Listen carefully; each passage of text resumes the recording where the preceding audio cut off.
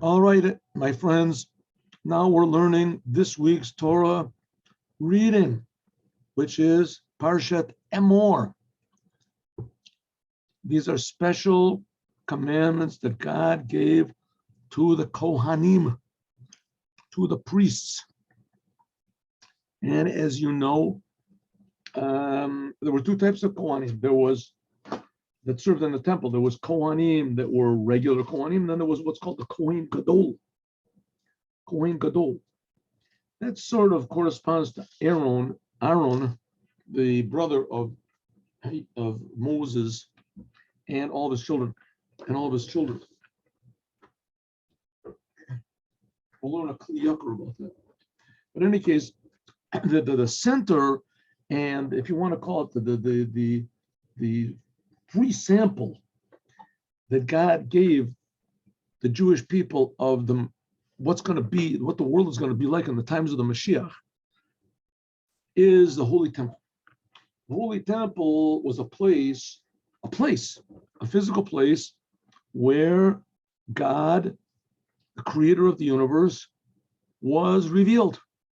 The creator of the universe was revealed. It's like you have a microscope, you look at the microscope, you can see all these little whatever it is, the protozoas or whatever moving around there and cells and things like that. That's what you're made of. So the Holy Temple was sort of like a microscope, right? You go there, you saw godliness, that's what you're made of. You're made of, God is making you and creating you, so you feel God. Of course, it's sort of the opposite. Instead of seeing something that's smaller than you, like little microbes or whatever, you see something that's bigger than you. They saw pure godliness. So really in the Holy Temple was the same revelation, at least in the Holy of Holies, the same revelation that there was on Mount Sinai. Now there was the creator of the universe that took the Jews out of Egypt, revealed himself, and he's creating everything all the time. It's not just that he created it a long time ago. So he's creating me and you, and he's revealed in the temple, and he shows why, because the whole thing of the temple was service. How to repay the creator of the universe, this amazing miracle that he's creating us for free and giving us eyes and nose and mouth and free will and all these other amazing gifts, so we can actually serve him, return a little bit of the energy that he's giving us. And of course, it has to be on his terms, not on our terms. That's why there's always, whether there's strange, bizarre things in the Holy Temple, like sacrifices, and that makes no sense at all. But that's what God wants. It also doesn't make any sense why he's creating us. Right? We have two eyes and a mouth and a nose. And people are usually not born, let's say, with their mouth in their stomach and their eyes on the top of their head or the back of their head, like a lizard or something. That's what people are born. That's the way it is. So that's God's will. And God also has another will, which is called the Holy Temple. And in the Holy Temple, that was the Torah expressed. And there were certain people called the Kohanim, and they were direct descendants of Aaron, the Kohen. And they were the only ones that could really do most of the services in the temple.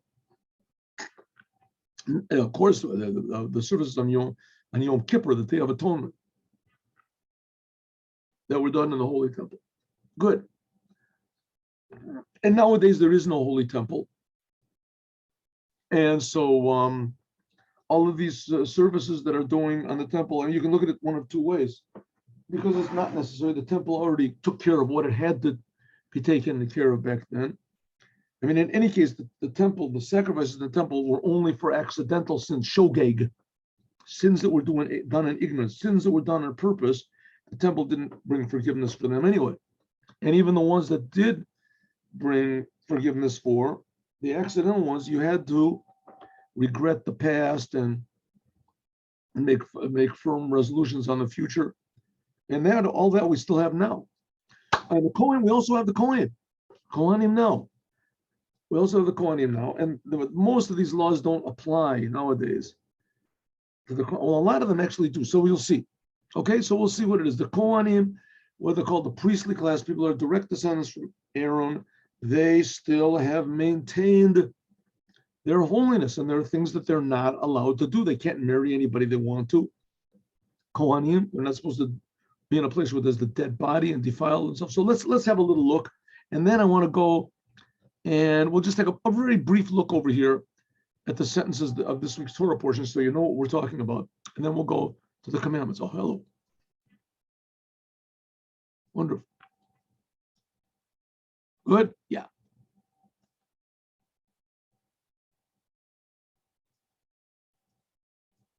Okay, here we go. Vayomer Hashem al Moshe.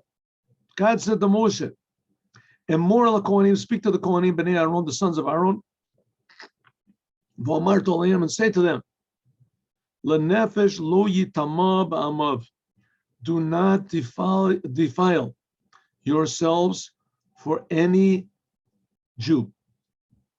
Don't do it. Can't defile themselves for anybody. But right, why does it say the sons of Aaron? Just say the Kohanim. What is that? The sense? So the Ykar talks about that, and we'll learn a few other things. Let's have just a look at Rashi. Rashi is the main explainer over here. One second. Wait. Yeah. This morning we had a class, and I forgot to make a division to stop and then record again between the two classes. So it ended up, there was one long class that was an hour and something minutes long. But you'll see on the YouTube, I delineated the first class is 40 minutes long, and the second class takes off 40 minutes. That's like 20 minutes long, something like that. So you have a look, you'll see. Okay, here we go. Back to the class. God said to Moses, tell the Kohanim, the sons of Aaron. Let's see what Rashi has to say. Say to the Kohanim, more,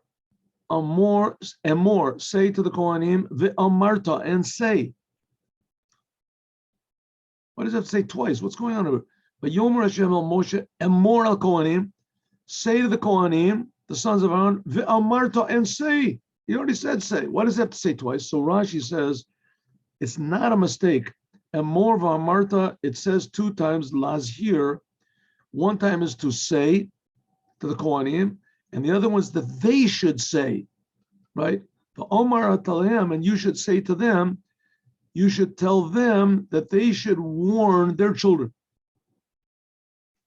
right? And it was pass it down to the next generations. Bnei Aaron, Yochel, you might think Chalalim. It says the sons of Aaron. Why does it say the sons of Aaron? We know the Kohanim are. So you might think the Chalalim. Okay, what is a Chalal? You're going to learn a new term, a new type of a Kohen, a disqualified Kohen. There's a great Kohen, a Kohen Gadol. There's a regular Kohen, Kohen Hedyot. And then there's a disqualified Kohen, that's called a Chalal. Then we're going to learn that there's also a woman that's a halala. We'll see what that means. Anyways, a halal is a Kohen, a person whose father was a Kohen, but he had relations with a woman that was forbidden for him. Like, for instance, a divorcee.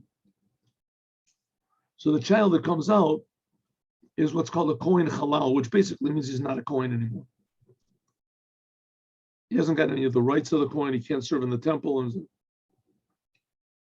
Av balei mumin b'mashma, bnei Aaron, the sons of Aaron, even the sons of Aaron that have blemishes. Now there's like 90 blemishes that can disqualify a Kohen.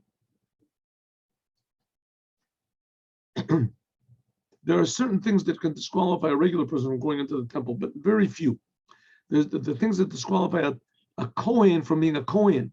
If his hands are disformed, if his eyebrows are disformed, if his nose is disformed, if his eyes are very strange. But nevertheless, that's what God decided. The sons of Aaron, right? The sons of Aaron, and not the daughters of Aaron. The daughters of Aaron are, yes, allowed to defile themselves for a dead person. Now, what does it mean, defile themselves for a dead person? To touch a dead person, basically. To touch a dead person, to lift up something that a dead person was on. A dead person passes over them, to pass over a dead person. Below yitama ba'amav, you should not defile yourself for a dead person that is among the people. In other words, there's someone else that can bury him. Yotzeh meit mitzvah. If a Kohen is walking down the street, down the road, and he sees a dead Jew, and there's no one there to bury him, he has to defile himself and bury that person. That's called a meit mitzvah. Kohanim are not allowed to defile themselves, but in what's called a meit mitzvah, if it's a dead body that there's no one to bury him, so instead of just leaving the body there and saying it's his problem, he's not supposed to do that. He has to defile himself in order to. Yeah, but there's certain exceptions. What are the exceptions? Ki'im l'she'ero, but for his relatives, and here he says relatives means his wife. Namely, his wife, his mother, his father, his son, and his daughter, and his brother and sister. A regular Kohen, if his mother, father, sister, brother, son, daughter, or wife die, he can, yes, defile himself for them. Skipping all these temporarily. Okay. Also, his sister, what do we say his sister? Until she gets married. Achotoa Batula, his sister that is a virgin. Hakarova, I love, that is close to him. What does that mean? Even if she is not married yet, she's just engaged to be married. According to Judaism, a woman that's engaged, it's almost the same thing as being married. They have to have a divorce bill and everything. But that's the way it used to be. Now they make the engagement and the marriage under the wedding canopy all at once. But it used to be a period of waiting between them. Anyway, but she's not really married. So if he has a sister and she is engaged to be married to someone, but she is not married and she dies, this Kohen can defile himself for her. That she is never, she's still a virgin. She never had relations with anyone, that it is a commandment he should defile himself for her.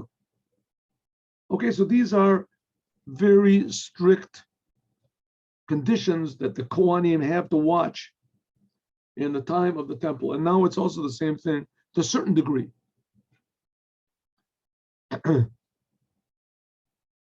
Okay, just one second.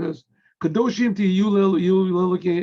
that they have to be holy, and they should not chalel, they should not disgrace or make hollow the name of their God, because the fire of God, the bread of God, the sacrifices they sacrifice, so they have to be holy.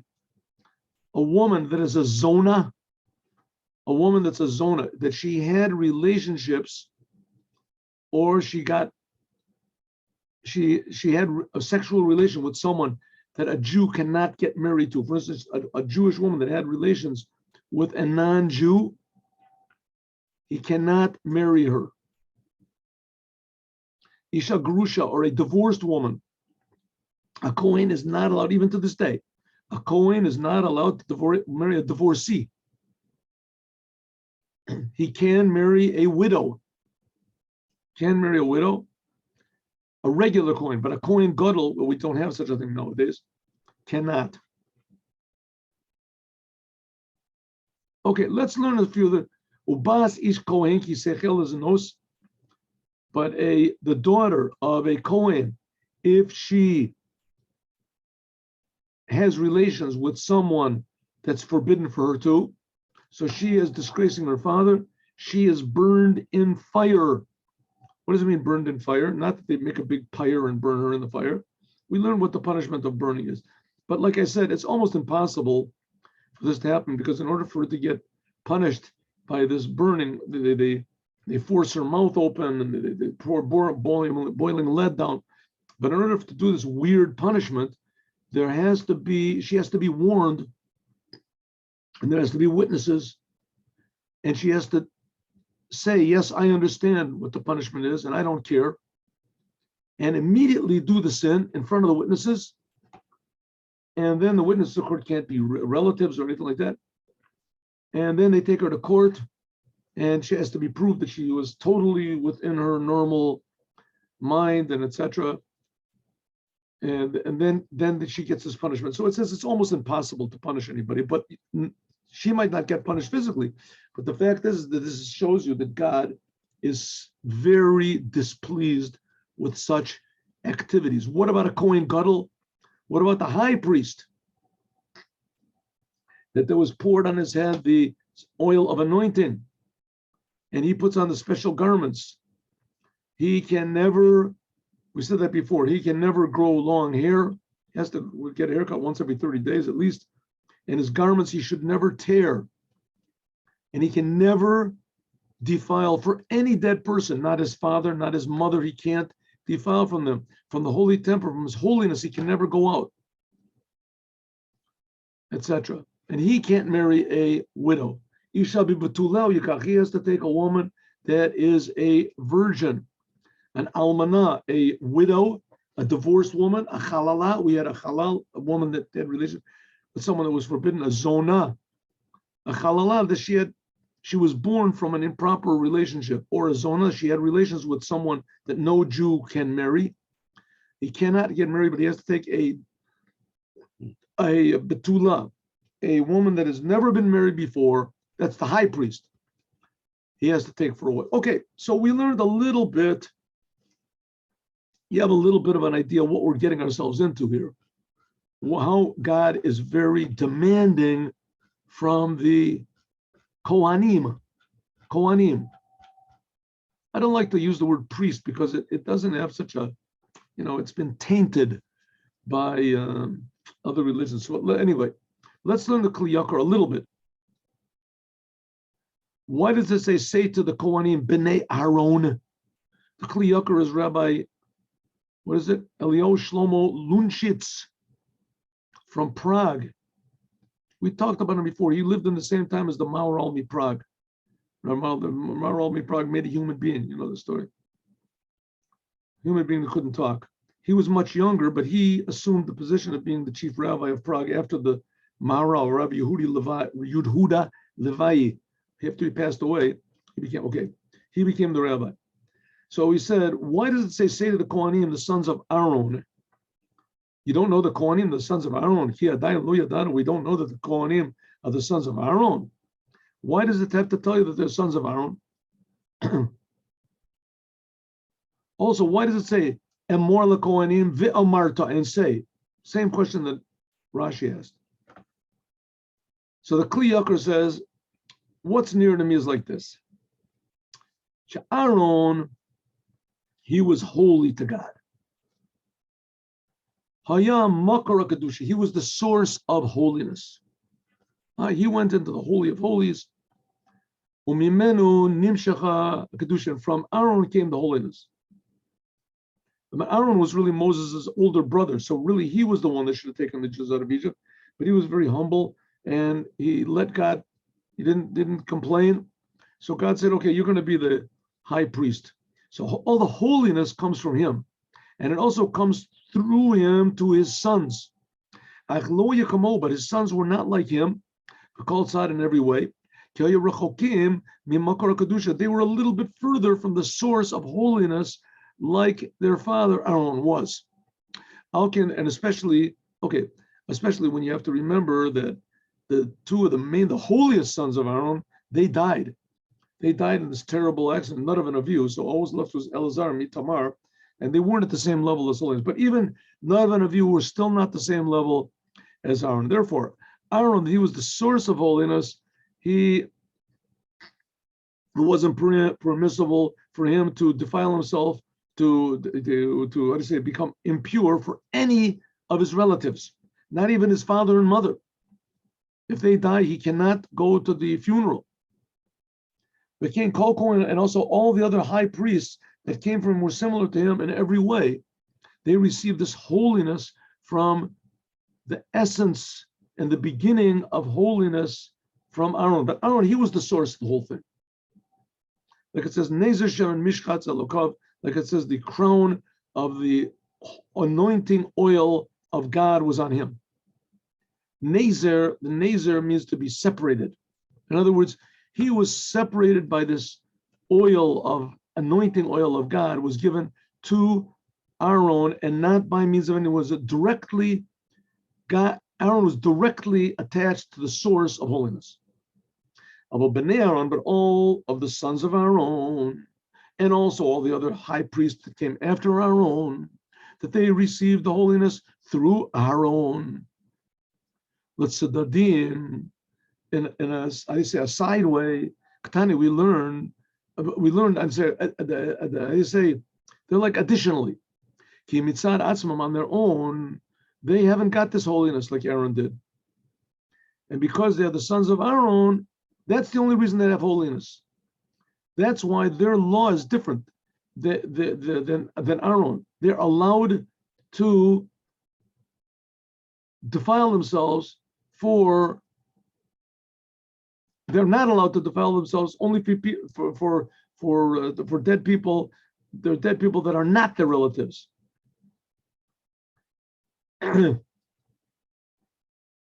But because they're a little bit further from holiness than Aaron, they are allowed to defile themselves for their mother and father, sister, brother, son and daughter, and wife. Therefore, Kafal Amira, therefore it says twice, Amor and Amarta. The first time it says Amor LaKohanim, the sons of Aaron. That's talking about because they are the sons of Aaron. Therefore, they have holiness. And the second time it says Amira, that's talking about the Kohanim, the sons of Aaron, because their holiness is not because of Aaron, they're just the sons of Aaron. Therefore, they're a little bit less level than Aaron. So therefore, there's two different levels. That's what he says. He himself explains a totally different way. Some people say maybe we can even learn exactly the opposite. The first time is what they have holiness because they are the sons of Aaron. This is the source of holiness. And that the second time it says Amarta Lahem, this is not just because they receive from Aaron, but because of themselves. Even if they weren't the sons of Aaron, nevertheless, because they are the ones that serve God, and they were chosen to serve God, so they are directly attached. They are direct service of God. So in other words, two different ways of looking at the same thing. Why does it say Amarta twice? One is because all of their holiness only comes from Aaron, and except for that, they're number two holiness. And the second one is, no, that Aaron was holy. That's one type of holiness that they receive was through Aaron. But the other type of holiness is direct from God himself. Two types of holiness they receive. Okay, let's learn. Let's see, let's go over here. Not make the same mistake. Here we go. Okay. Oh. Let's learn a few of these 63 commandments that are in this week's Torah portion. Ready? It's pretty interesting, I think. We already went through a few of them, but let's see. Here we have Emor. Kaf Daled means 24 mitzvot aseh, positive commandments.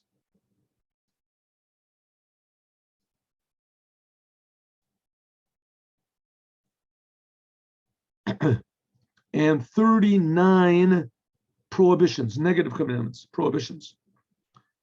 So what is that? That's 53, right? 63, sorry. Here we go. Let's go a little bit quickly, we'll see. Negative commandment, prohibition. A Kohen, a regular Kohen Hedyot, is not allowed to defile himself for a dead person. He has to be serving God all the time, he has to be ready.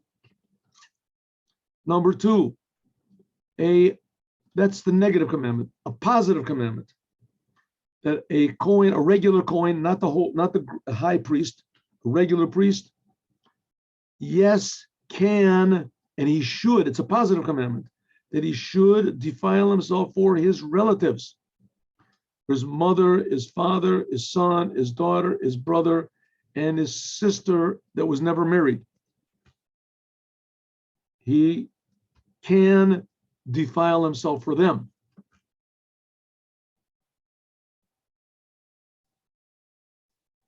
That's two commandments, right? We have like 61 to go. Here we go.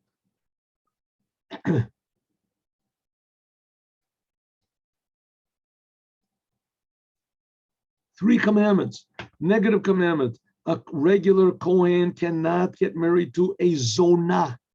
Zona, in Hebrew, zona means a prostitute, but that's not exactly what this is. A zona is a woman that had relations with someone, any woman, any Jewish woman that had relations with a man that is forbidden for a Jew to get married.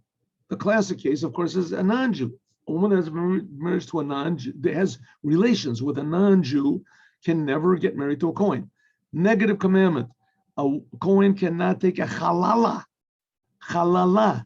A halala is a woman that was born from a marriage between a Kohen and someone forbidden to a Kohen. For instance, a Kohen gets married to a divorcee and they have a child, girl. That girl is called a halala, and she can never get married to a Kohen. There's other examples also, but that's the main one. Negative commandment. A regular Kohen cannot get married to a divorced woman. Like it says, Isha zona b'chalala lo yikachu. It's not allowed to take. Next commandment, 2 commandments. Negative commandment, the high priest. The high priest is not allowed to go into a tent where there is a dead person. Like it says, I'll call nafshot meit lo yavo. Negative commandment. A high priest is not allowed to touch or carry even his relatives that are dead. Like it says, his father, his mother, the high priest, is not allowed to defile for them.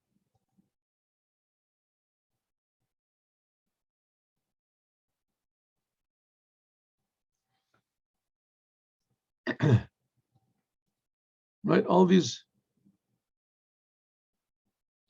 positive commandment.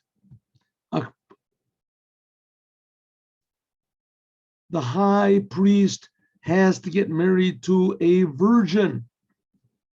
Like it says, Ykar. It says the high priest, when he went into the Holy of Holies, he had to be married also. So they used to have a wife waiting for him in case his wife strangely passed away. So he had a spare wife waiting for him. But he had to be Bulgarian. Also, it says she has to be less than 12 years old. Okay. Negative commandment. Lo yikach kohen gadol. A kohen gadol, a high priest, cannot take a widow. Like it says, alman of a gerusha b'chalala zona. A regular priest can take, and if you know any people who are kohanim, they can get married to a widow. They can't get married to a divorcee. But the high priest, kohen gadol, he cannot get married. In addition to all the other things that a regular priest can't get married to, he also can, women, I'm sorry, he cannot get married to, a high priest cannot get married to a widow. He can't get married to a widow. A regular priest can get married to a widow, but both a high priest and a regular priest cannot get married to a divorcee, a halala, a zona, like we just explained. Next, negative commandment. A person that has a blemish cannot go into the temple. Mikdash mina mizbech, a Kohen. A Kohen cannot go and serve in the temple if he has a blemish, whether it's a permanent blemish or a blemish that's just there for temporary. He's not allowed to serve. If he does, the punishment is lashes. Of course, he has to have a warning and he has to have witnesses and etc. Negative commandment. A Kohen who is impure, touched a dead body, whatever, cannot serve in the temple. Like it says, if he touched the dead body, he can never, for the rest of his life, serve in the temple until he has the ashes of the red cow spread on him. That we learned the paraduma. We learned.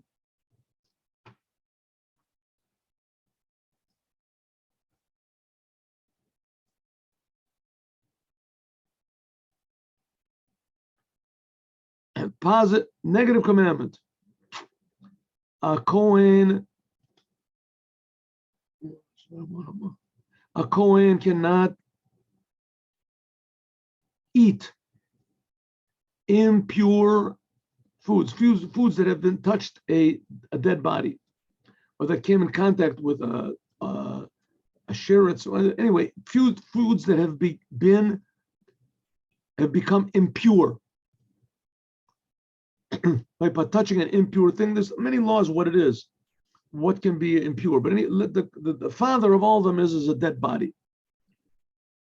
He can't eat impure truma. Truma is the produce which farmers give one part of their produce, 1/100th, 1/50th, whatever. And also the Levites also have to give a portion. The Kohanim are not allowed to eat that if they are impure, even in their home, in their house.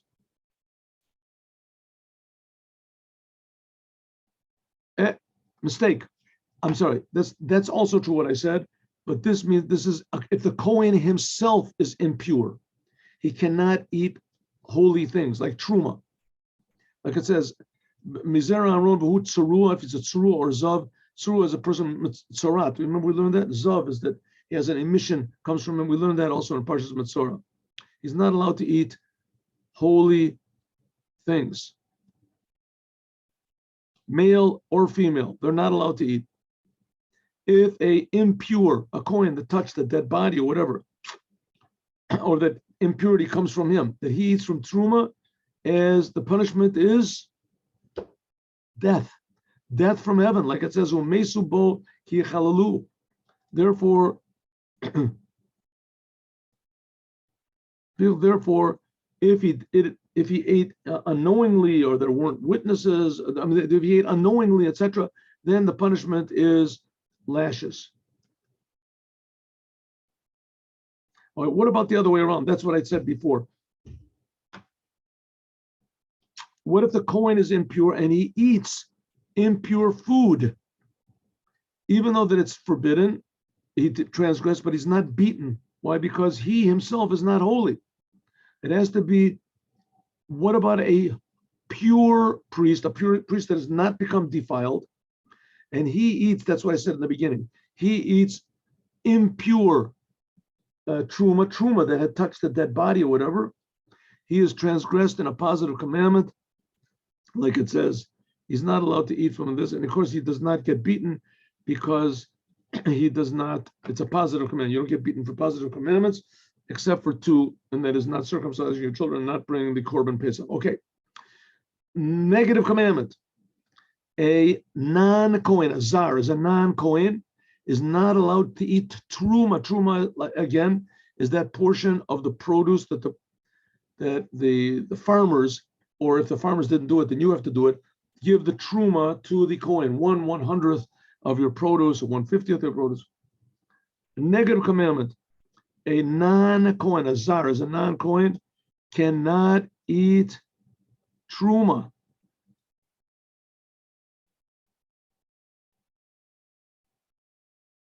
Even if he is a servant of a Kohen, he's not allowed to eat kodesh. He can't eat holy things. Toshav, this means a person that the Kohen hired forever, and a Sachir is a person that he hired him just for a couple of years or whatever. Nevertheless, he cannot eat truma. He's not allowed to eat truma, etc., of the Kohen.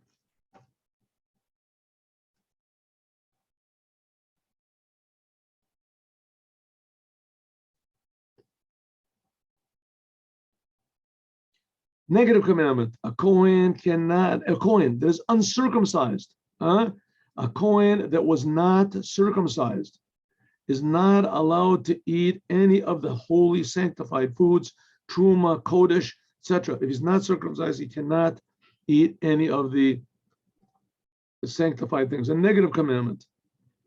A chalala, a woman that has had relations with someone forbidden to her, or a zone also, but a chalala, a woman which is born from a forbidden relationship, a Kohen, and let's say a divorced woman or whatever, and the girl child that's born from that's called a chalala, she cannot eat any of the holy things either. Like it says, Bat Kohen tiyeh lish zar, he betrumas kodashim lo tochel. Not only that, if a Kohen's wife, a Kohen's daughter, even if she's a regular Kohen, she can only eat from the holy things while she is in her father's house. But if she gets married to a regular, normal Jew, then that's it. She can't eat holy foods anymore. She can't eat any foods anymore. But if she comes back to her father, says she can, unless that man was forbidden to her. If that man was forbidden to her, then that disqualifies her forever. She can never eat holy foods forever, and she can never marry a Kohen either. But a woman whose husband dies, right? She's a widow. She can get married to a Kohen. Not that she can't get married to the high Kohen, the high priest. Negative commandment.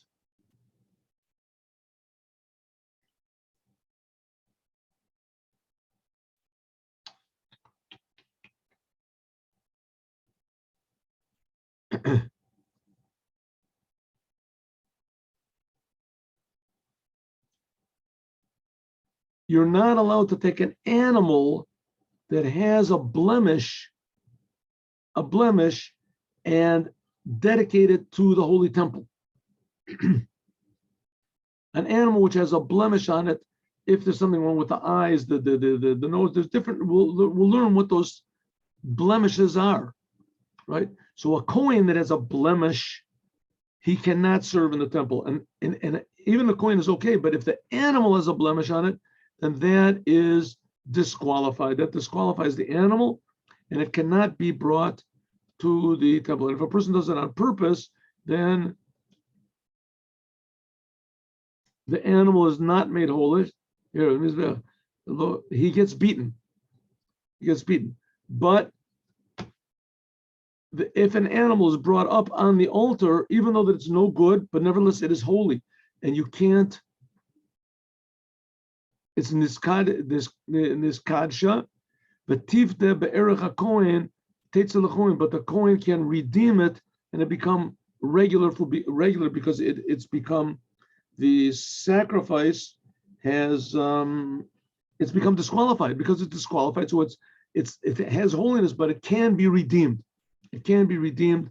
So it's holy until it becomes redeemed. It's not good as a sacrifice, but nevertheless it's been brought up on the altar, so it can. Negative commandment.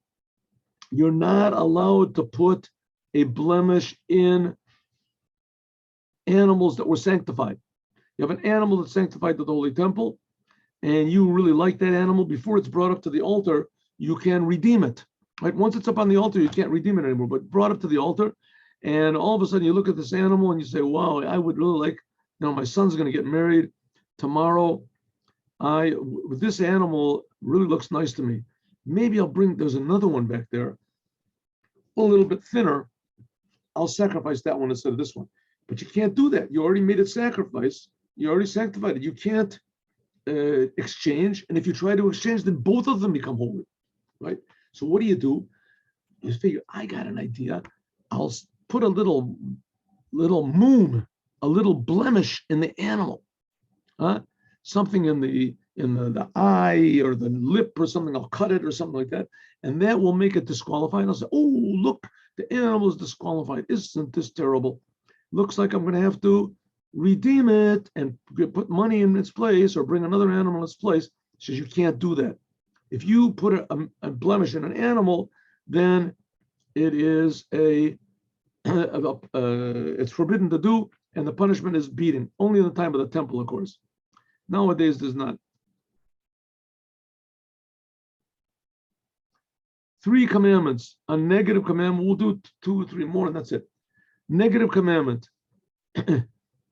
You're not allowed to slaughter a blemished animal for a sacrifice. Here it says you're not allowed to bring it, just to bring it up to sacrifice. Here you can't slaughter it. Like it says, Iveris or Shavur, an animal which is blind or broken, as a broken limb. You're not allowed to sacrifice it to God. This means not to slaughter an animal for the sacrifice. Slaughtering is done before the animal is brought up on the altar. Negative commandment. You're not allowed to burn the parts of the animal on the altar. Right? So here is talking about sanctifying it. If it has a blemish, you're not allowed to sanctify it. If you say this animal is holy for the temple, I'm sorry, that was this one. This animal is holy for the temple, right? You sanctify it, and it has a blemish in it, you did a sin. Here's another one that the animal didn't have a blemish and you purposely put a blemish in it in order to disqualify it. That's also a sin. Here it's talking about that you already did one sin. You sanctified the animal. Now you slaughtered it. That's done out right next to the altar. There's some of they're sacrificed in just the courtyard, and there's some things kedushim kalim. There's some that are sacrificed on the right side of the altar, on the north side. In any case, you slaughtered it, another sin. And then you took the offering and you brought it up you gave it to the Kohen, and he brought it up on the altar. That's another negative commandment. You've done another prohibition. And there's a step in between that, and that is throwing the blood after you slaughter it, you receive the blood and you bring the blood to the altar and you throw the blood. There's different places according to the different sacrifice. You throw the blood. That's forbidden. You're not allowed to sprinkle the blood also on the altar. Negative command. We'll do two more. Not to castrate any animal. Shum balchai, like it says, you're not allowed to do it, not even for the temple. It is forbidden to castrate an animal. Not supposed to. It's a punishment by lashes. And two more, almost halfway through. Negative commandment. These they have details in it, etc.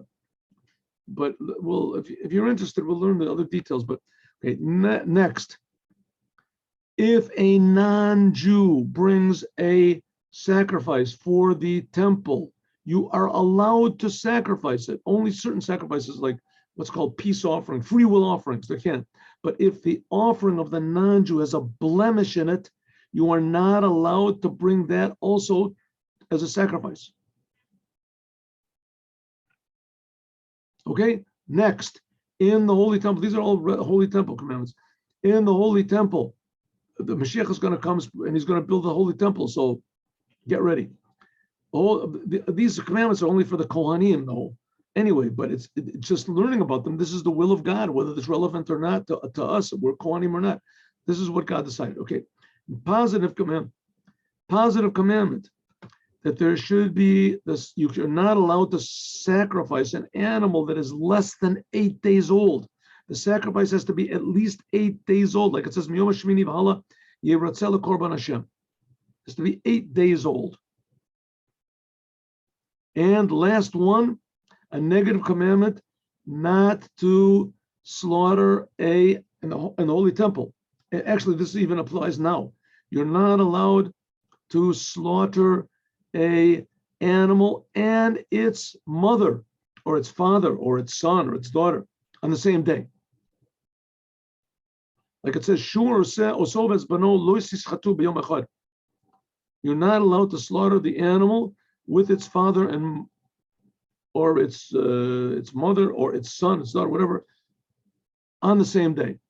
Of course, it's pretty hard to know who the father is in animals. But if you do know who the father is, you're not allowed to. But it and its mother, you're not supposed to slaughter on the same day.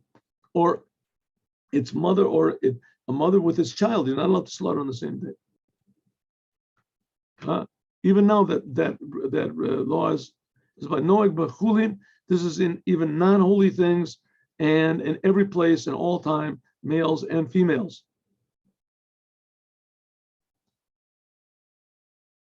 And we'll continue tomorrow. Reish Tzadik Vav. We finished with God's help 30 of the 62 commandments, 63 commandments. This week's Torah portion. We'll continue, God willing, with some more tomorrow. Interesting ones, interesting commandments. Now it's going to get more relevant to our day-to-day life. See you tomorrow, God willing, 8:15. Shalom uvracha. Have a good day with Mashiach now.